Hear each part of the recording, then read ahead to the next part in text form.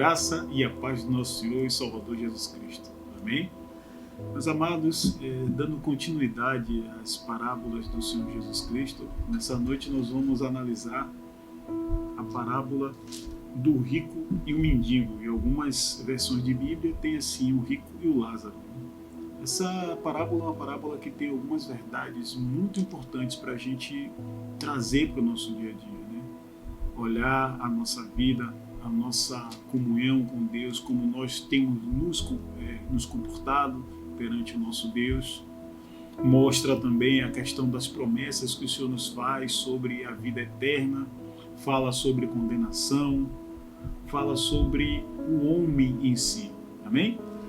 Essa parábola está no livro de Lucas 16, versículo 19 em diante, diz assim: Ora, havia certo homem rico que se vestia de púrpura e de linho finíssimo e que todos os dias se regalava esplendidamente. Havia também certo mendigo chamado Lázaro, coberto de chagas, que jazia à porta daquele e desejava alimentar-se das migalhas que caíam da mesa do rico.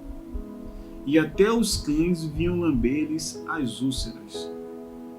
Aconteceu morrer o mendigo e ser levado pelos anjos para o seio de Abraão. Morreu também o rico e foi sepultado. No inferno, estando em tormentos, levantou os olhos e viu ao longe a Abraão e Lázaro no seu seio. Então, clamando, disse: Pai Abraão, tem misericórdia de mim, e manda a Lázaro que molhe em água a ponta do dedo e me refresque a língua, porque estou atormentado nessa chama. Meus amados, essa passagem aqui ela tem algumas verdades, algumas peculiaridades. A primeira peculiaridade que eu gostaria de destacar é que em todas as parábolas que o Senhor Jesus Cristo contou, ele nunca dava um nome aos personagens. Essa é a única em que o Senhor Jesus Cristo fala abertamente o nome de um dos personagens das suas parábolas, que é justamente Lázaro. Outra coisa que é interessante é que a gente precisa dar uma analisada, que quando fala que esse mendigo ele vivia de forma precária e que o rico ele vivia esplendidamente, mas o mendigo de certa forma foi para o seio de Abraão, a gente vai ver isso mais à frente, e esse homem que era rico ele ficou em tormento, não quer dizer que aquele que é pobre vai herdar o reino de Deus, e muito menos que aquele que é rico não vai ter acesso ao reino de Deus. Mas mostra sim a questão do caráter. A Bíblia em si, apesar de que o Senhor Jesus Cristo fala o nome de Lázaro, ele não diz qual foi a conduta de Lázaro, se ele era um homem temente, mas creio que sim, porque se a Bíblia diz que ele foi para o seio de Abraão, significa que ele foi um homem que foi temente a Deus.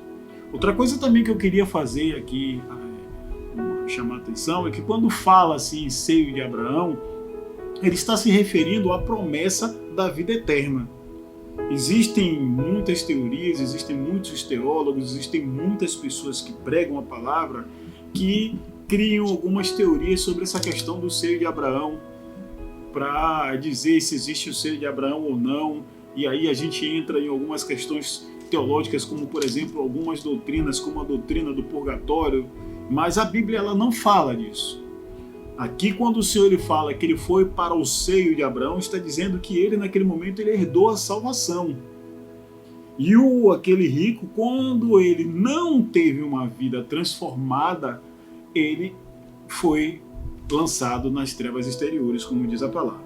Aí diz assim: aconteceu morreu o mendigo e ser levado pelos anjos para o seio de Abraão. Morreu também o rico e foi sepultado. No inferno, estando em tormentos, mas uma outra coisa que a gente precisa atentar, porque existem teorias nos dias de hoje, as pessoas dizendo que não existe inferno, o inferno é aqui, como é que pode que Deus vai criar o inferno para colocar a sua criatura? Porque na verdade a Bíblia não fala que o inferno foi criado para nós seres humanos. O inferno foi criado para o diabo e seus anjos. Mas a Bíblia também diz que aquele de quem você é vencido, você se torna servo. Então se existe uma condenação para o diabo e seus anjos, e o homem que não está em Deus que a palavra também diz que sabemos que somos de Deus e o mundo todo jaz no maligno, ou seja, aquele que não tomou a sua posição diante de Deus, aquele que não aceitou o sacrifício perfeito que o Senhor Jesus Cristo fez na cruz do Calvário, infelizmente não tem outra alternativa. O homem, ele não vai ser salvo, ele não vai herdar a vida eterna, ele não vai estar na presença do nosso Deus, ele vai estar apartado, vai ser lançado no lago de fogo e enxofre, que foi preparado para o diabo e os seus anjos, não para o ser humano. O ser humano vai por consequência, porque ele não obedeceu a Deus e ele acabou obedecendo ao diabo. E aí diz assim, Pai Abraão, tem misericórdia de mim e manda a Lázaro que molhe em água a ponta do dedo e me refresque a língua. Essa passagem nos mostra algo interessante. Esse homem, ele ali naquela condição de tormento, estando ali atormentado, estando no inferno, ele não teve uma mudança das suas atitudes, o que comprova. Porque ele diz, olha, como é que ele fala? Pai Abraão, tem misericórdia de mim, manda a Lázaro, ou seja, manda a Lázaro. Ele ainda se achava superior a Lázaro, mesmo estando numa condição que ele estava. E isso nós precisamos olhar para dentro de nós mesmos a cada dia e verificarmos como é que anda o nosso coração, como é que nós vemos o mundo, como é que nós vemos o nosso semelhante, né? E aí diz aqui, porque estou atormentado nesta chama, disse porém Abraão, filho, lembra-te de que recebeste os teus bens em vida, e Lázaro igualmente os males. Agora, porém, aqui ele está consolado e tu em tormentos. Aquilo que eu falei anteriormente. Não existe uma base teológica para dizer que porque ele era rico, por isso que ele não teve direito à salvação, e que Lázaro está salvo porque era pobre. Não. Isso aí diz respeito à transformação da vida, o que o homem fez em relação ao conhecimento de Deus, né? E diz assim, e além de tudo, está posto um grande abismo entre nós e vós, de sorte que os que querem passar daqui para vós outros não podem, nem os de lá passar para nós. E essa passagem é uma passagem muito interessante. Por quê? Porque nos mostra também uma outra realidade. Nós vivemos nos dias em que a chamada espiritualidade está sendo muito permeada, infelizmente até no meio da igreja, as pessoas estão começando a crer em algumas coisas. E aqui mostra que não existe isso. A própria palavra já nos mostra que não existe reencarnação, que não existe comunhão entre os vivos com os mortos. Os mortos, eles não saberão nada. A palavra diz ali no livro de Eclesiastes, diz que eles não sabem nada. O seu conhecimento jaz. A palavra de Deus diz que depois da morte segue-se o juízo. O homem morre e ele fica aguardando. No momento do juízo, no momento da vinda do Senhor Jesus Cristo, aqueles que morreram em Cristo ressuscitarão primeiro, e os que ficarem vivos serão arrebatados nos céus, e após isso é que haverá o julgamento. Aí sim que aqueles que não foram participantes da primeira ressurreição, eles serão ressuscitados para serem julgados. Então, existe essa outra verdade que é interessante a gente analisar. Aí fala aqui, então replicou, pai, eu te imploro que o mandes à minha casa paterna. Ele poderia dizer, senhor, pai Abraão, manda os anjos lá, manda alguma coisa. Não, mas ele queria única e exclusivamente mandar que Lázaro fosse. Ele ainda estava com aquele sentimento de superioridade. Porque tenho 5 irmãos, para que lhes dê testemunho, a fim de que não virem também para este lugar de tormento. Ou seja, ele queria que Lázaro fosse. Mas o próprio Senhor, o Jesus Cristo, nos ensina, quando ele faz a referência do pai Abraão, como se fosse Abraão falando, está comprovando que não existe essa ligação. E aqui a gente vai ver. Aí diz assim, respondeu Abraão, eles têm Moisés e os profetas, ouçam-nos. Ele falou isso por quê? Porque até então o Senhor Jesus Cristo estava ali vivo, e a lei ainda vigorava, e até aquele momento o homem ele deveria seguir os preceitos do Senhor através da lei e dos profetas. Quando o Senhor Jesus Cristo fez a obra vicária ali e derramou o sangue santo e que o véu rasgou-se de alto a baixo, aí sim o novo caminho foi através do sangue de Jesus. Mas até então o que vigorava era a lei, então por isso que ele falou aqui, ele tem Moisés e os profetas, né? Mas ele insistiu: não, pai Abraão, se alguém dentre os mortos for ter com eles, arrepender-se-ão.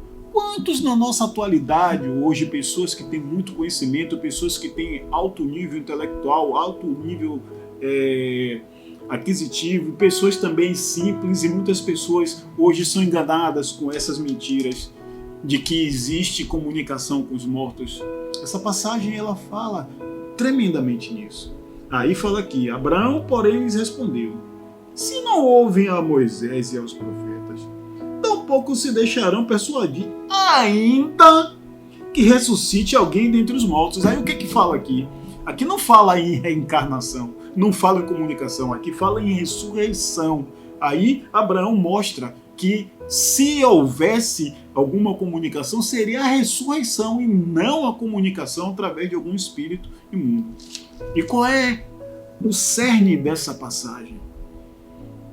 O cerne dessa passagem é a nossa comunhão, a nossa vida de adoração, a nossa vida de reconhecimento do nosso Deus, das promessas do nosso Deus, a promessa da vida eterna.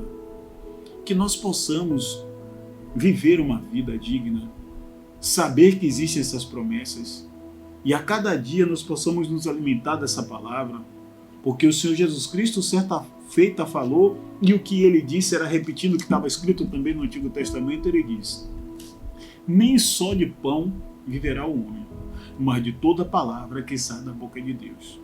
O nosso corpo físico, a todos os momentos, a todos os instantes, nós estamos nos alimentando.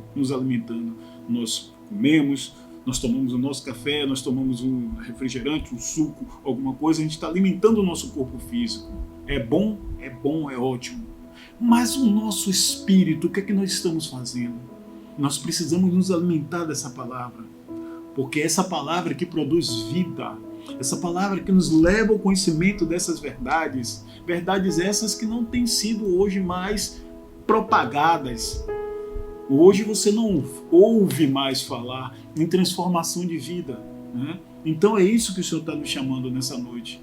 E essa parábola tem esse propósito, de demonstrar ao homem que existe uma promessa do Senhor para aqueles que o temem. Existe a promessa da vida eterna, que era o caso relativo ao mendigo Lázaro, mas que também, infelizmente, eu digo infelizmente ou felizmente porque a palavra está se cumprindo, mas infelizmente porque muitos não darão ouvidos a essa palavra e o destino deles será esse. Existe o tormento, existe a condenação eterna. Então, meus amados, que nós possamos cada vez mais buscar o nosso Deus, estarmos cientes dessas verdades, colocarmos a nossa vida diante do altar, para que naquele grande dia nós possamos ser que nem Lázaro, estejamos na presença do nosso Deus. Porque quando diz que ele estava no seio de Abraão, é porque outra passagem diz que Deus não é Deus de mortos, mas Deus de vivos. Deus é o Deus de Abraão, Isaac e Jacó, ou seja, a promessa da vida eterna, a promessa da ressurreição. Então, quando está aqui falando no seio de Abraão, está falando sobre a vida eterna. Mas quando fala também do tormento, fala sobre o tormento eterno. E somente nós podemos escolher onde nós haveremos de passar a eternidade. Meus amados, estamos vivendo os últimos momentos na face da Terra.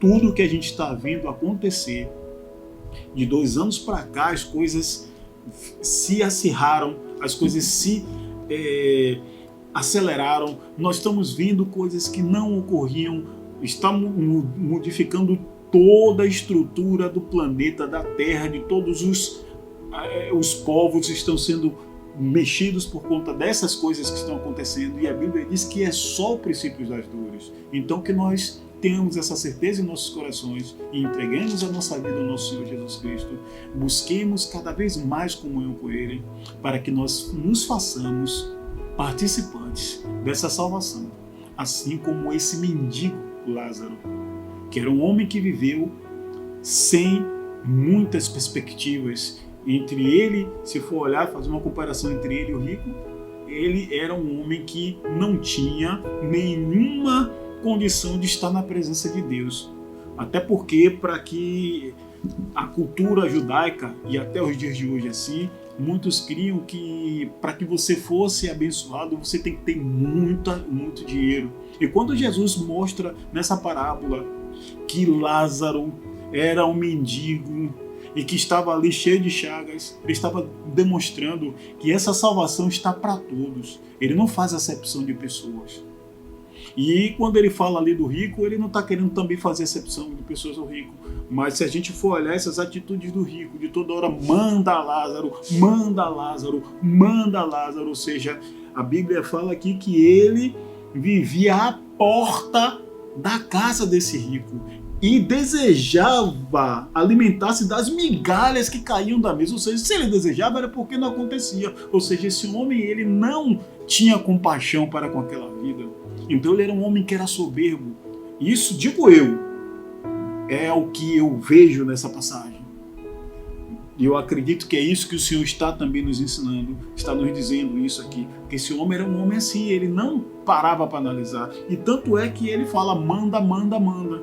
Ou seja, ele não tinha um coração puro diante de Deus. E é isso que o Senhor requer de nós, um coração puro e transformado. E nós só nos transformaremos a cada dia, teremos um coração puro, se nós tivermos comunhão com Ele.